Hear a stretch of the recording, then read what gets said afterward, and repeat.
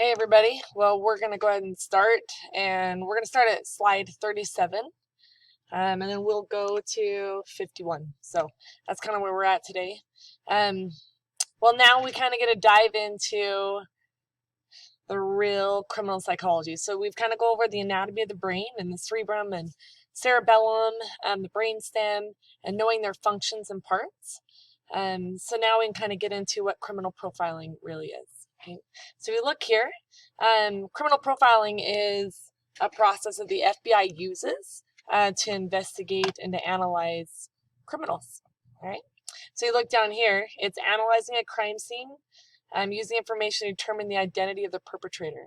So this whole idea of being a profiler is all about what information can you get from a crime scene. And we're going to talk about that because in the crime scenes, you're hoping to find itty bitty little tidbits of information that could help you to predict what their behaviors are. And if you know their behaviors and what triggers those behaviors, like what things you notice, then you have a good chance of predicting where they're going to go next, or what type of victims are they searching after, or what's their MO. Just so police officers, homeowners can be aware of what to expect from somebody. And so that's what this whole criminal profiling is. It's gathering all the evidence they can, trying to understand their behaviors to predict the future. All right, so first off, on this next slide, there's just a quick little video clip, and like I said, I've talked to you guys about Criminal Minds, and I have seen many, many, many, many episodes of Criminal Minds. So it's just a quick, like, minute 30 clip of them profiling. And the thing that I love about it is, based on what they analyzed at the crime scene, they came up with a, educated guess hypothesis of what they believe this person would be like. What's the gender? What's the age? What's their personality? Maybe what their occupation is. So that's what you kind of see in the video clip, and that's like one of my favorite parts about Criminal Minds is when they analyze the crime scene, create a profile, go out and search. And then sometimes that profile doesn't work very good, so they got to start back over from the crime scene, reconstruct the crime scene, what evidence did they miss, and then deliver a new profile, and then go out and search. So it's like this continuous process. All right, anyway, so you can just watch that video clip. All right, and then we'll hop down into here. It says profilers, like we said, that you see with the FBI and the military, criminal investigator analysis. They're the same job, same title, just different names. But this is where I love. It says they're highly trained law enforcement officers who study every behavioral aspect and detail of an unsolved violent crime. So they look at every little detail so they can kind of come up with what are their behaviors. And that, like I said, it's going to allow them to predict. Okay. This just why I have a book here is it just talks about how a crime scene is like a book. And when it comes to a criminal act or a criminal, you have a beginning, a middle, and an end. But usually the investigator comes in at the very end. And that's all they have to go off of is the crime scene. So they're at the end of the book, and they're trying to predict, well, what happened in the middle, what happened at the beginning. And the more they understand about the book, the easier it's going to be to catch who the perpetrator is. All right. Profiling, like we said, with what they do on Criminal Minds, is it uses the facts to develop a theory about the crime scene. And it makes a note. It says sometimes this slows down the investigation. Now, the reason why I bring this up, because it has to be based on facts. You can't get a search warrant unless there's facts to prove that you deserve a search warrant. There's reasonable cause. So there's a lot of times you got to jump through hoops, or you can't just go arrest somebody. You got to have probable cause. So that's why I said a lot of times it slows down the investigation. Now, traditional police work, when we're talking about 50 plus years ago, you didn't have to have probable cause. You went off of a hunch.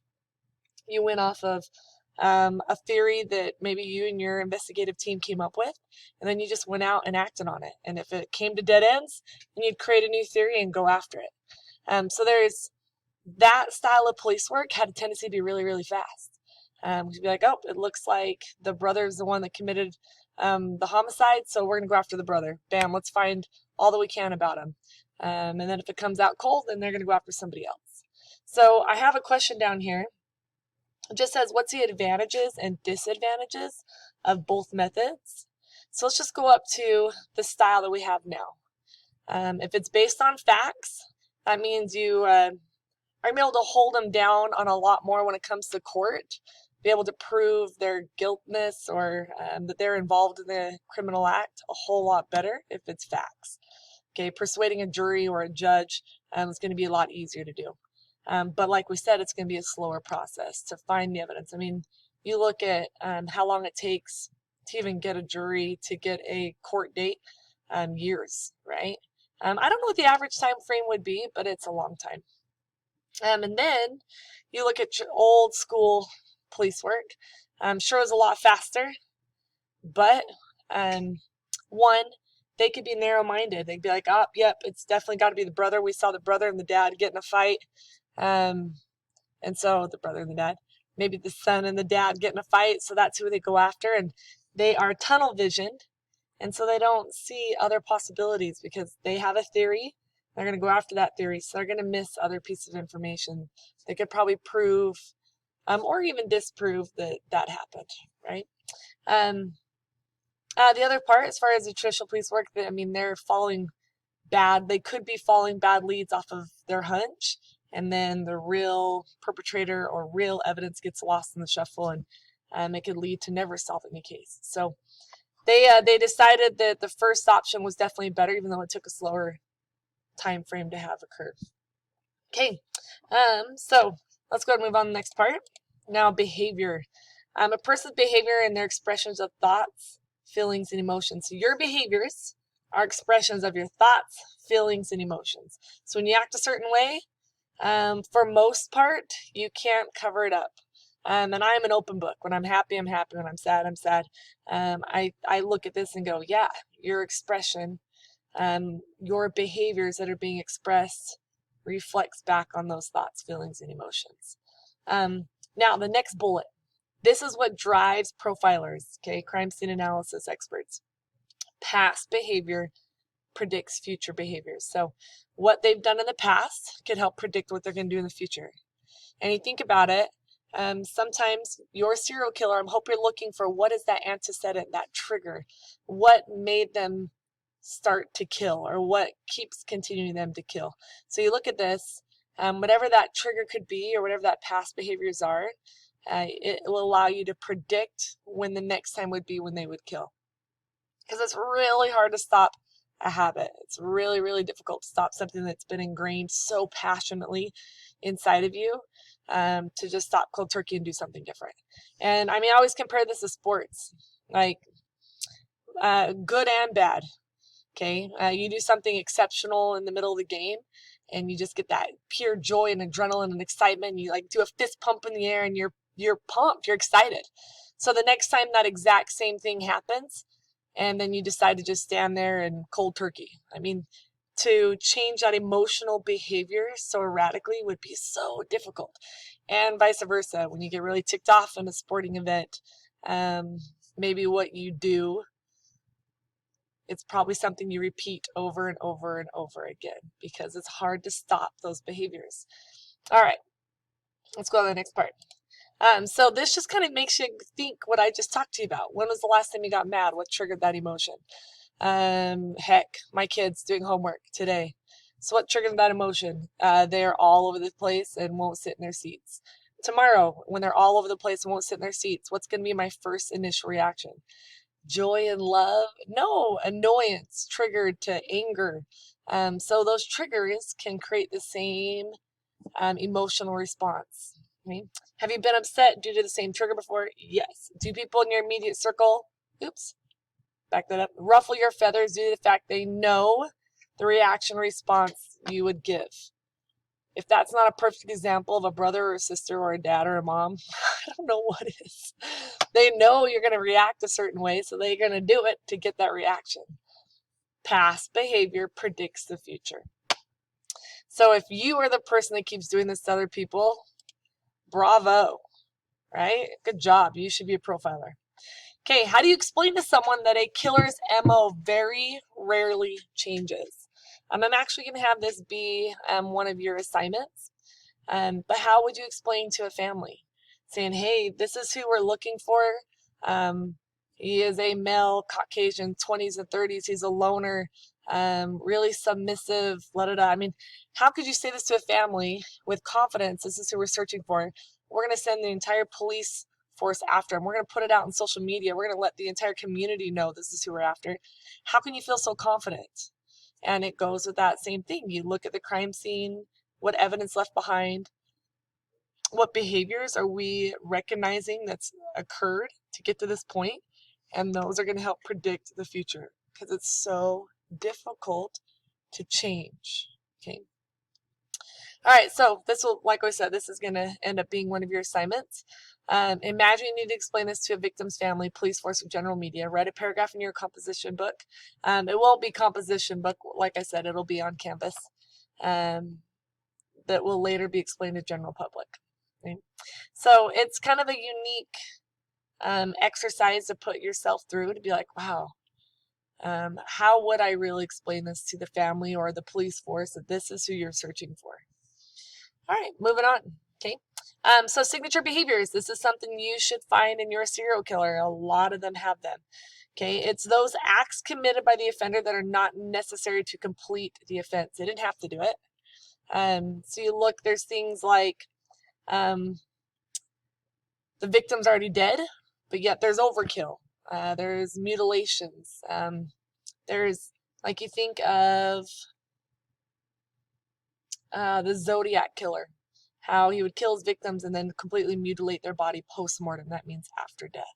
So, I mean, that's overkill. I mean, it's a signature. It was something that wasn't needed to commit the offense. So why would they do this? Here's the reason right here. Psychological or emotional needs. Let's just highlight that because that's huge. So why do serial killers need to have some type of signature behavior? There is some psychological need they're trying to fill. There's some emotional need they're trying to fill. You think of the female body mutilations, whatever anger, rage, he's maybe trying to get out at a female. Maybe there was sexual assault and he just made those connections when he was abused when he was younger. Whatever it is, maybe psychological. These are fantasies they had in their mind over and over. And they want to make sure that they are living through those fantasies. They've seen them. They thought about them over and over. Okay. All right. So we look at a signature behavior. It's best understood as a reflection of the underlying personality, lifestyle, and developmental experiences of an offender. Wow. So you see a signature. You can get all that information from a serial killer signature. Once again, why do they do what they do? Think of Jeffrey Dahmer. Why was he cannibalistic? Ted Bundy. Why was he a rapist, killer? John Gacy. I mean, what psychological, emotional need are they trying to fill by doing these acts that they're doing? Okay. All right. Moving on. So a calling card. This is their way of taunting the police. Once again, it's usually excessive. It's not needed. But it's a way to taunt the police. So here is Jack the Ripper. This is the graffiti that was written in the victim's blood. And see, you can kind of, it's blurry, but it says yours truly, Jack the Ripper. And it's just talking about how he's kidnapping his victims and killing them and saying you can't catch me type of thing. Okay. Here was another signature. Is this serial killer, it tells you right here, the eyes had been skillfully removed. So you can kind of read through this a little bit more, but Albright had this fetish on eyes. And when he was in prison, his cellmate told the investigators that he would draw images, pencil, of women's eyes. And it just fascinated him, grabbed him, and he always thought it was so creepy and weird. And then they were able to link other reasons of why Albright is the man that killed these women and skillfully removed their eyes. So here's a picture of Albright. You could read these other ones. Red Spider wrote in cryptic letters to the police in spidery red ink, and that's actually what led him to capturing them. Anyways, these are all just unique signatures that these serial killers had. All right. So that kind of ends, was it 51? Yeah, that kind of ends where we're at there. Here's just a couple other real quick calling cards. So, of course, you got the Joker's calling card. You got the Wet Bandits. Gotta love Home Alone. Zodiac Killer and the Zodiac Signs. So you need calling cards.